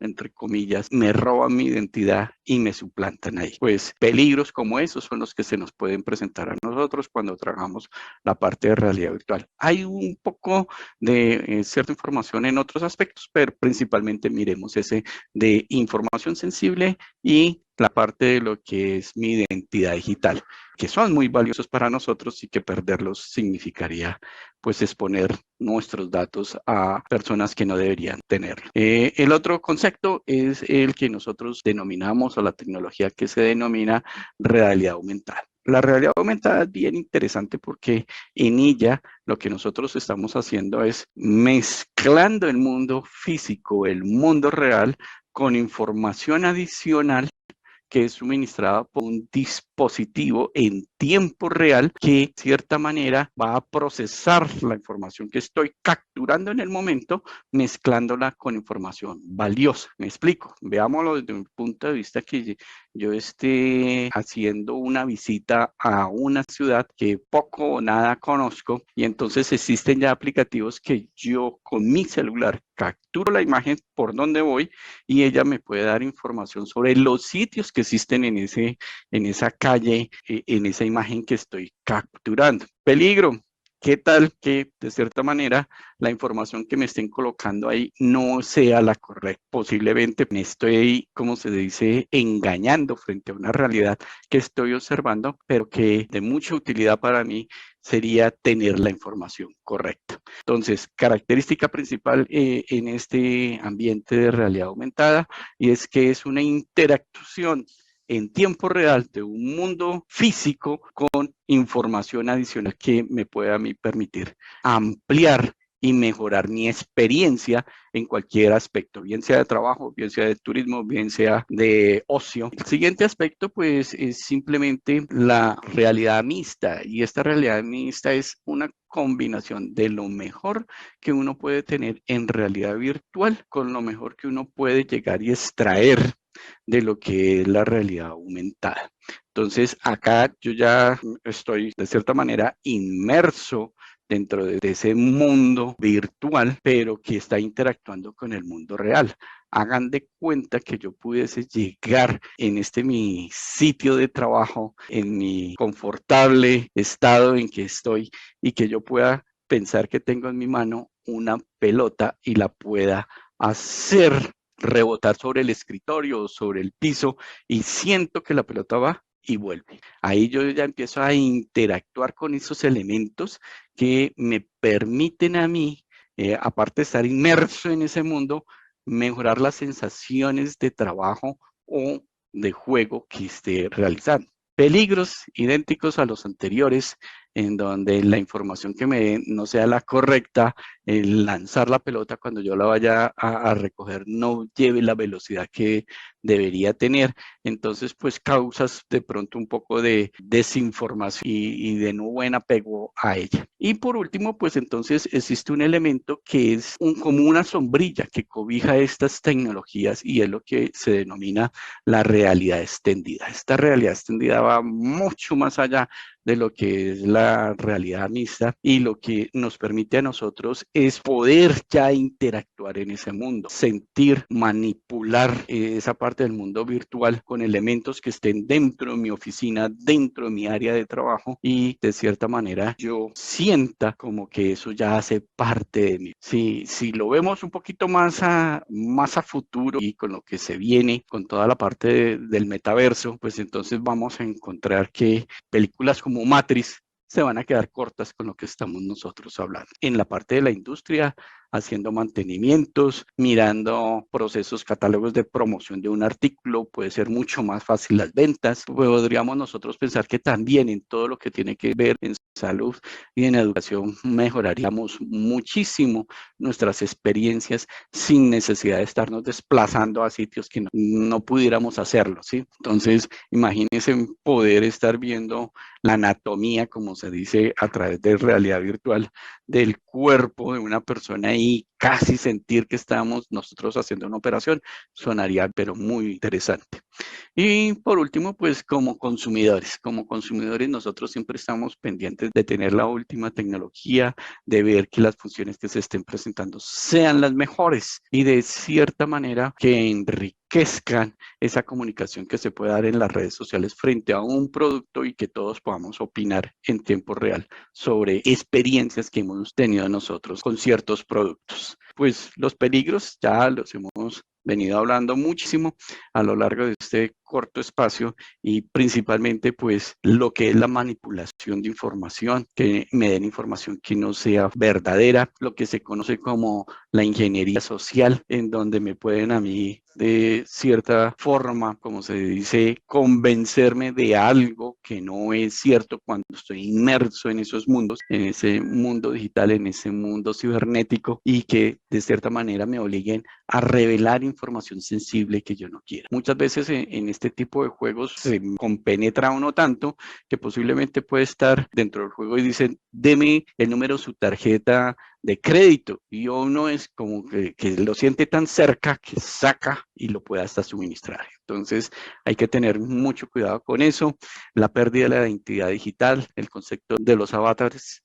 Entonces, eso es uno de los grandes peligros que se corren ahí. Entonces, no podemos llegar a olvidar todo lo que es la información falsa y, por último, todo lo que se denominaría lo de la denegación del servicio. Todos estos son elementos que ustedes se pueden dar cuenta que no es solamente que sean peligros que se corren en los procesos de realidad aumentada o realidad virtual, sino que son peligros que se corren en todo momento cuando nosotros estamos inmersos en este ciberespacio.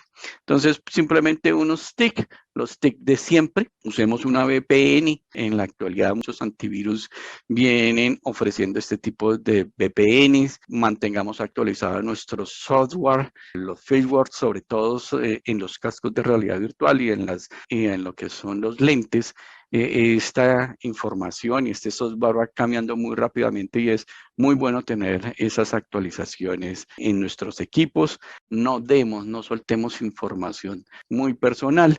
Leamos con detenimiento lo que son las políticas de privacidad que vienen acompañadas en cada uno de estos software que nosotros utilicemos y de cierta manera no las pasemos en blanco. En este caso debemos de tener en cuenta que esa información, ese aceptamiento que nosotros estamos dando ahí nos puede llevar a permitir a la empresa con la cual estamos nosotros aceptando que ellos manipulen la información en terceros, vendan esa información, la compartan con otros y que nosotros posiblemente estamos dando un aceptado cuando en realidad sí deberíamos de tener mucho cuidado con esa partecita. Pues, en fin, esto era un poco lo que quería hablar con ustedes. Me despido, reciban un cordial saludo desde la Universidad del Bosque y que estos encuentros se puedan dar un poco más porque lo bueno somos más y entre todos debemos de cuidarnos en este ciberespacio que está lleno de peligros, pero que también de una u otra forma también nos están brindando muchos elementos, muchos avances tecnológicos que mejoran nuestra calidad de vida. En que el principal antivirus que nosotros podemos tener es nuestros conceptos, nuestra forma de proceder en el ciberespacio.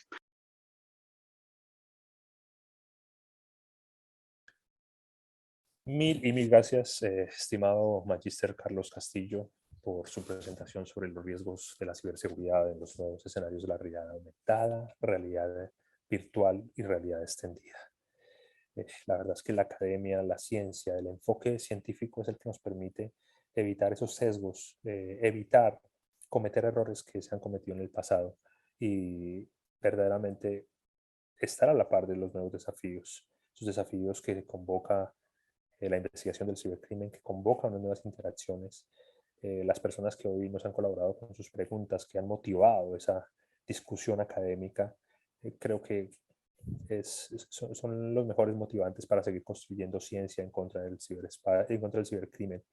En una clase de estas ciencias, de estos enfoques multidisciplinarios para contrarrestar el fenómeno del cibercrimen tiene que ver con la cibercriminología. Y esa carrera o esa ciencia nueva que se está forjando ahorita gracias a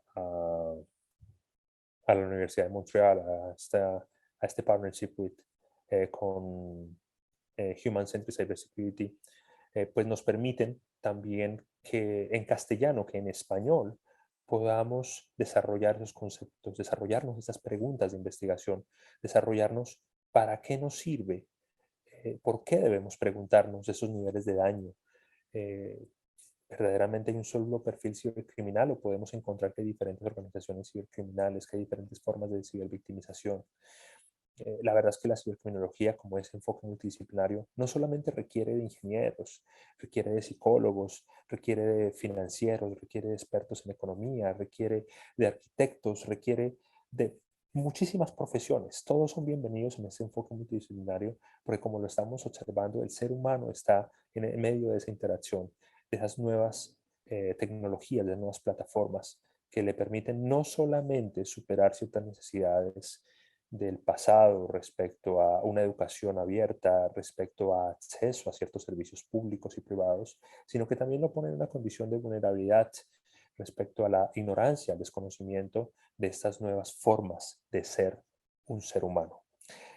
Dicho esto, yo creo que la mejor forma de cerrar nuestra agenda Cyber Security Revolution 2022 para Latinoamérica es invitar a un cibercriminólogo, Tomás Zamudio, un mexicano que articula procesos muy altruistas, de gran valor para la sociedad latinoamericana desde la Universidad Autónoma de Zacatecas. Es un gran colaborador del Laboratorio Internacional de Derechos Humanos en ese bonito estado de Michoacán, allí en esa República Mexicana.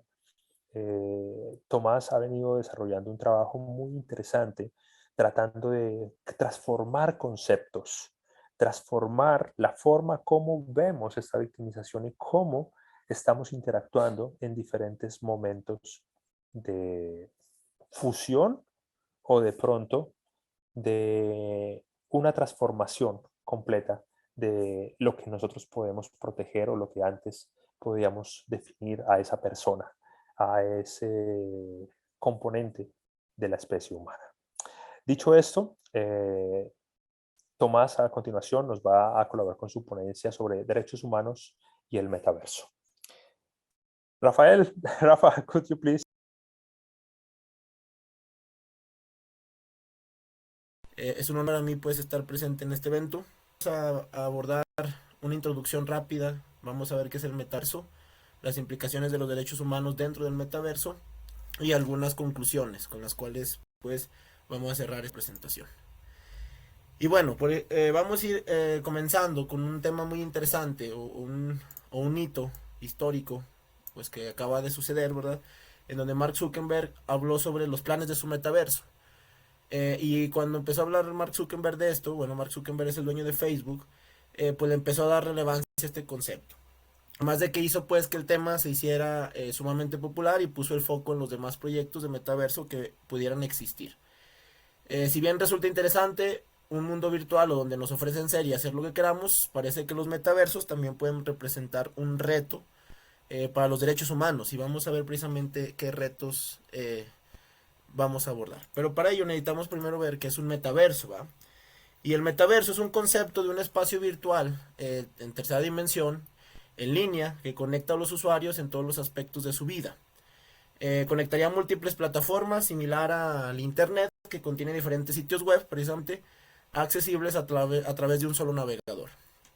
Entonces, el metaverso prácticamente nos va a permitir eso, ¿verdad? Y es un mundo virtual, pues, uno al que nos conectaremos utilizando, pues, una serie de dispositivos que nos harán pensar que realmente estamos dentro de él, dentro de ese mundo, interactuando con todos los elementos. Será como realmente teletransportarnos a un mundo totalmente nuevo a través de gafas de realidad virtual y otros complementos que nos permitirán interactuar con él, ¿verdad? Como la realidad virtual o u otros pues herramientas que se van a ir creando para poder nosotros disfrutar estos entornos virtuales que tienen que ver precisamente con la realidad virtual. Y bueno, los mundos virtuales no son nada nuevo, ya existen una gran cantidad de ellos, sobre todo en el sector de los videojuegos. Por ejemplo, creas un personaje o avatar y te adentras en ese mundo a vivir aventuras a través de nuestro ordenador o de nuestra computadora. Sin embargo, el metaverso no busca ser un mundo de fantasía, sino una especie de realidad alternativa en la que podremos hacer las mismas cosas que hacemos hoy fuera de nuestra casa, pero sin movernos de la habitación, ¿verdad? Eso es lo que nos trata de brindar el metaverso. Y bueno, este término viene de una novela de 1992 llamada Snow Crash, y es un término que se ha ido asentando para describir visiones de espacios de trabajo tridimensionales o virtuales. Este metaverso, por lo tanto, significa un mundo virtual en el que podemos interactuar y que ha sido creado para parecerse a una realidad externa. Entonces el metaverso nos va precisamente a ayudar a poder ir creando una realidad alterna. Y bueno, eso tiene sus ventajas y sus desventajas. Vamos a ver precisamente qué implicaciones hay específicamente con los derechos humanos, que es el tema que nos pues interesa en este momento. Y bueno, la Declaración de los Derechos Humanos, realizada ya hace algunos años, brinda un marco de alcance mundial sobre la existencia y trato digno de las personas. De esta manera, cualquier tipo de explotación sobre un ser humano es un delito precisamente que va en contra de lo establecido en esta declaración. Sin embargo, cuando vamos al metaverso, ¿va?, que es un mundo alterno, básicamente, estamos en un mundo completamente aparte y ajeno, y en donde la aplicación de los derechos humanos pues se queda corto, ¿va? Y vamos a tener pues algunos problemas que tenemos que ir subsanando mediante políticas públicas y mediante intervenciones de activistas sobre derechos digitales. Y bueno, vamos precisamente a este problema, ¿va? Las tecnologías de la realidad extendida, abreviadas como RX o de la realidad virtual también, precisamente incluidas la realidad virtual y la realidad aumentada, son la base de los entornos digitales emergentes que están precisamente creando un mundo de metaverso. Todavía están en una fase temprana de desarrollo y de adopción, pero las grandes empresas tecnológicas ya están invirtiendo mucho en estas tecnologías, como por ejemplo Meta y otras empresas que pues van a ir dominando pues el mundo, ¿verdad?, en cuestiones de tecnología y en cuestiones de interacción. Entonces, como cualquier otra tecnología, la realidad aumentada y demás puede tener muchos efectos positivos en nuestra vida cotidiana. Puede ser una herramienta útil en áreas como la medicina, la ciencia y la educación. Y por ejemplo, los artistas utilizan las RX de forma creativa para hacer de los mundos virtuales su lienzo y crear nuevas formas de expresión, ¿verdad?, entre otras ventajas. También las protestas y los movimientos sociales han utilizado estas tecnologías para concientizar sobre temas colectivos o para hacer oír su voz cuando es físicamente imposible o peligroso. Entonces el metaverso también nos va a ayudar a muchas cosas positivas. Sin embargo, en cuestión de derechos humanos, tenemos riesgos sustanciales. Precisamente los cascos de la realidad virtual y las gafas de realidad aumentada, junto con otros dispositivos portátiles, podrían continuar la marcha hacia una recopilación de datos cada vez más invasiva y una vigilancia omnipresente, que esté en todas partes, ¿verdad? Y eso precisamente va a vulnerar nuestro derecho a la privacidad, que precisamente por eso se ha trabajado mucho en cuestión de tecnología y se tiene que todavía trabajar aún más para proteger nuestros datos. Y entonces a través del metaverso y a través de las herramientas de la realidad aumentada y demás, vamos a tener esos riesgos muy presentes. Y bueno, esta recopilación de datos, a veces realizada por empresas con un historial de anteponer los beneficios a la protección, sienta las bases para una invasión sin precedentes en nuestras vidas, en nuestros hogares e incluso en nuestros pensamientos, ya que estos datos recogidos por los dispositivos de la realidad aumentada se utilizan para publicidad dirigida y para permitir nuevas formas de psicografía biométrica para hacer inferencias sobre nuestros deseos e inclinaciones más profundas. Entonces, efectivamente, pues el metaverso va a atentar con nuestros derechos humanos, pero nosotros tenemos precisamente que ser conscientes de que vamos a entrar a un mundo totalmente diferente y que precisamente también podemos evitarlo, ¿va? Pues conociendo las herramientas que vamos nosotros a adquirir y al mundo al que vamos a entrar en cuestión pues de realidad virtual o aumentada.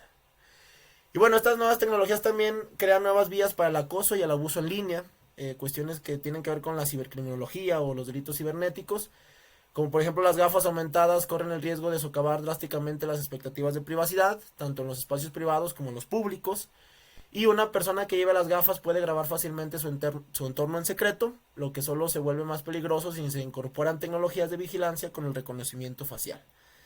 Entonces también los cibercriminales van a tener una gama importante o una vía importante para poder cometer sus actos cibercriminales. Y bueno, como conclusiones, el desarrollo y el despliegue de la tecnología de realidad aumentada o realidad virtual también deben ser examinados para identificar y abordar los posibles riesgos para los derechos humanos y garantizar que se desplieguen con transparencia, proporcionalidad, justicia y equidad. La concientización en cuestiones de seguridad de la información, pues, y en cuestiones de prevención del cibercrimen y precisamente del derecho a la privacidad, pues es muy importante y tenemos que ponerla en primer plano para poder nosotros utilizar adecuadamente las herramientas que se van a ir desarrollando. Y posteriormente, pues, evitar cualquier tipo de riesgo que de por sí ya existe en el ciberespacio, pero en estos entornos virtuales de realidad precisamente aumentada y del metaverso pueden ir aumentando. No sabemos qué nos espera, pero ya podemos vislumbrarlo. Y bueno, las empresas tienen la responsabilidad de defender los derechos humanos según los principios rectores de las Naciones Unidas sobre las empresas y los derechos humanos, una norma global donde la conducta esperada para todas las empresas donde quiera que operen es aplicable en todas las situaciones. Entonces las empresas también van a tener que van a tener la responsabilidad social y moral de proteger nuestros datos, como precisamente hay leyes y legislaciones aquí en México y en el mundo, pero se van a tener que ir modificando acorde al mundo que se está planteando en cuestiones de realidad aumentada. Eso es una realidad.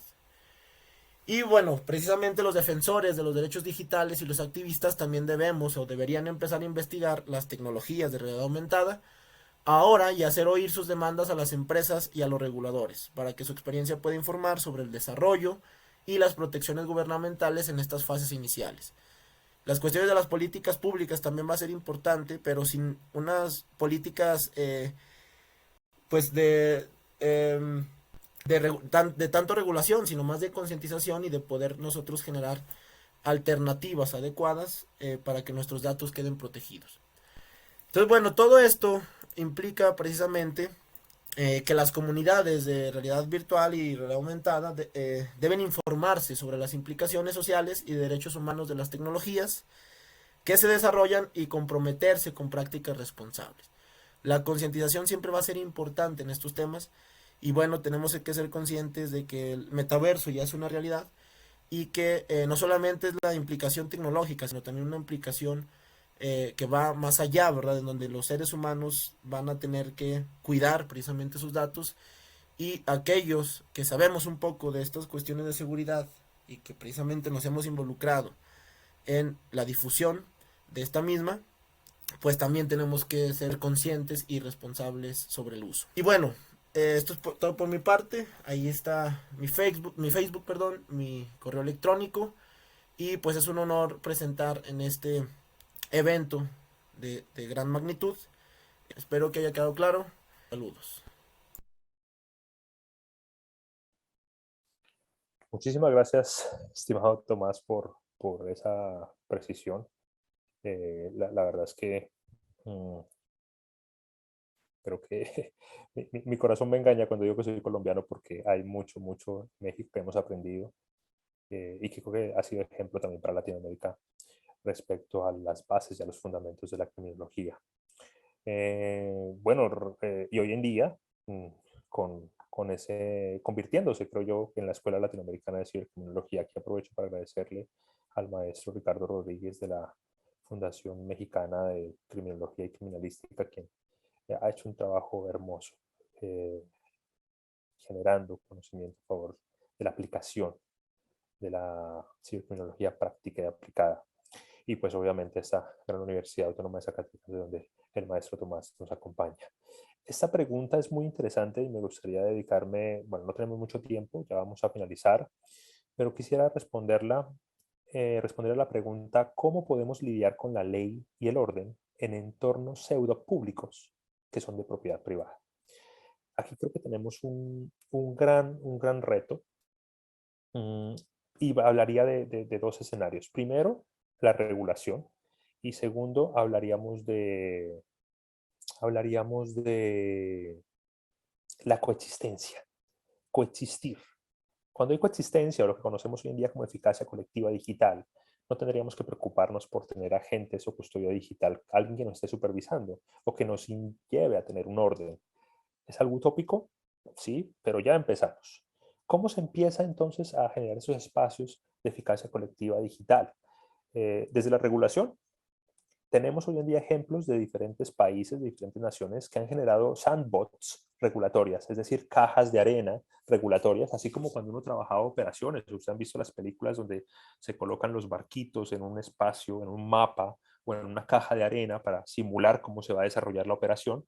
De igual manera, también existe en el ámbito cibernético sandbox para hacer pruebas con un análisis de malware o para hacer pruebas de ciberseguridad.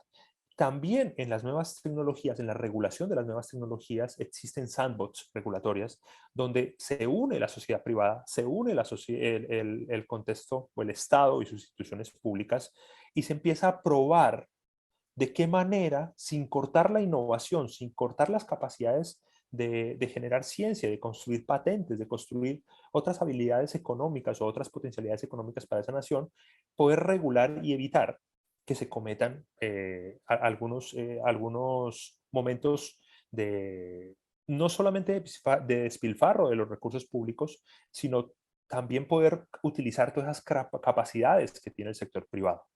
No nos podemos decir mentiras. El sector público está corto de recursos. Hay muchas necesidades que cubrir. Hay países latinoamericanos que todavía tienen poblaciones que no tienen acceso al agua potable o que no tienen acceso a educación. Entonces, los recursos nunca van a ser suficientes. Adicionalmente, nosotros tenemos, bueno, en colaboración con CIC Latinoamérica, se ha desarrollado una investigación, o se desarrolló en un periodo de 4 años donde nos dábamos cuenta que el incremento para cierta nación en Latinoamérica de ciberamenazas, el incremento para 4 años fue del 34.000%, 34.000% un incremento del sector público. ¿Cómo lo afrontamos? Incrementar 34.000% los ciberagentes encubiertos en el ciberespacio es imposible. Incrementar 34.000% recursos, presupuesto en materia de ciberseguridad es imposible. Entonces aquí el sector privado sí tiene unas capacidades gigantes. El sector privado, hoy en día lo vimos en la guerra con Ucrania, el sector privado envió una red de satélites, estamos hablando de Starlink, y a través de Starlink están protegiendo, están proveyendo servicios básicos y elementales a otra nación, y obviamente también facilitando seguridad. Tradicionalmente el sector privado ha complementado o ha facilitado ciertas capacidades para mantener la seguridad pública de una nación. Aquí creo que es una oportunidad gigante de diferentes sectores, de diferentes profesiones, para poder aprovechar al máximo estos escenarios, estos contextos públicos, como lo dice la pregunta. No sé, doctora Ana, si a usted le gustaría agregar algo al respecto. Bueno, con la pregunta vino a mi mente unas frases que utilizaron unos hackers que invitamos en el 2019 en White Hat Conference, donde ellos hablaban de un concepto súper clave en este ejercicio y es la colaboración. Sobre todo la colaboración de aquellos que tenemos la capacidad de trabajar la tecnología, de apoyar en el tema de ciberseguridad a las fuerzas de ley. ¿Sí? No solamente es como trabajar de manera aislada, sino trabajar de manera colaborativa. En este ejercicio sucede nuevamente lo mismo, pseudo públicos, la privada, la pública y la privada como tal. Entonces es esa unión de esfuerzos y esa colaboración entre el gobierno, entre el Estado como tal y las instituciones privadas, como lo estaba mencionando Coronel allí, esa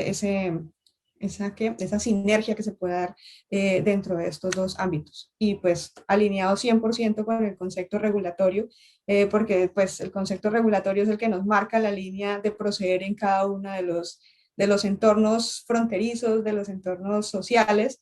Entonces es súper importante, digamos que tener muy claro ese concepto de regulación asociado tanto al sector público como al sector privado y como a esas empresas de responsabilidad mixta que pueden suceder en ese entorno.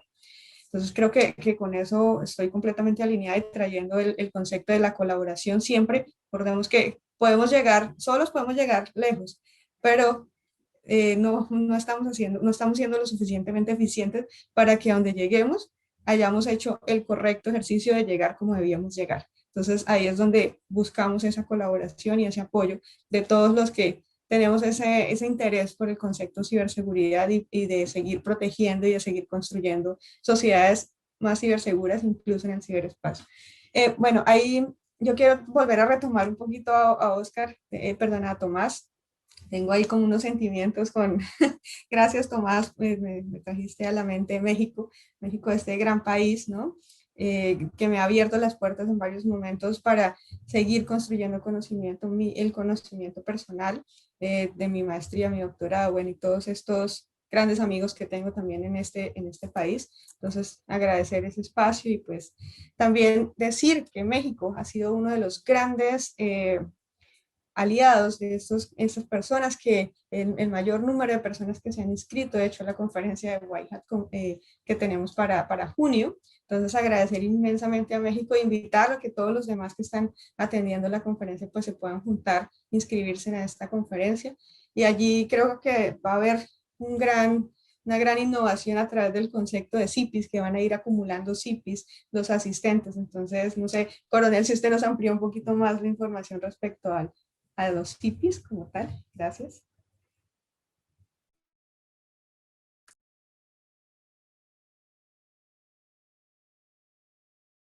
Cibercriminólogos y cibercriminólogas mexicanas han sido los que más han escrito la conferencia de White Hat.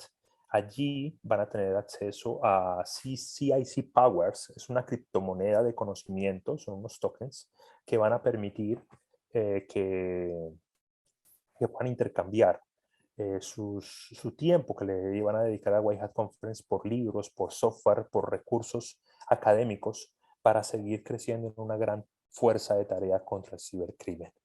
La invitación entonces para que se inscriban el resto de personas que quieran hacerlo a White Hat Conference. Es muy fácil googlear y darle view.edu y allí van a encontrar White Hat Registration. Es muy fácil para lograrlo.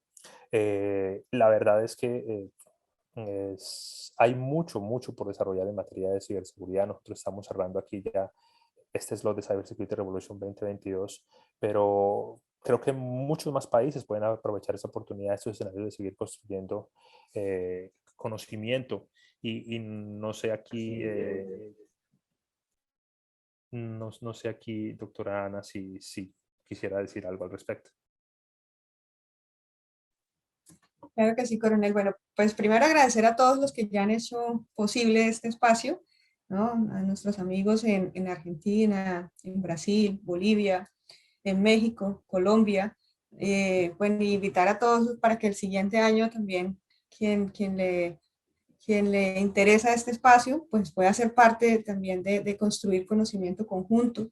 Tenemos todavía espacios para Honduras, Guatemala, Paraguay, allá nuestro amigo Jack en Paraguay, para que nos hagas ahí esos vínculos. Uruguay, ¿no? Tenemos todo Centroamérica, parte de las islas del Caribe también, que bienvenidos todos a construir conocimiento en estos escenarios. Bueno, igual si alguno puede estar interesado para el siguiente año sumarse dentro de nuestro ejercicio de Cybersecurity Revolution, les dejamos el email de contacto equipo@ciclatinamerica.org. Bienvenidos con sus ponencias, bienvenidos con sus temas, hacemos un ejercicio, evaluamos y abrimos estos espacios para que construyamos conocimiento juntos. No sé, Coronel, si quiere agregar algunas palabras aquí al respecto. Muchas gracias por hacer posible Cyber Security Revolution 2022. Muchas gracias, Michael, muchas gracias, Rafael, muchas gracias, Dr. Choi, muchas gracias, Salvador, muchas gracias, Luciano. Bueno, también agradezco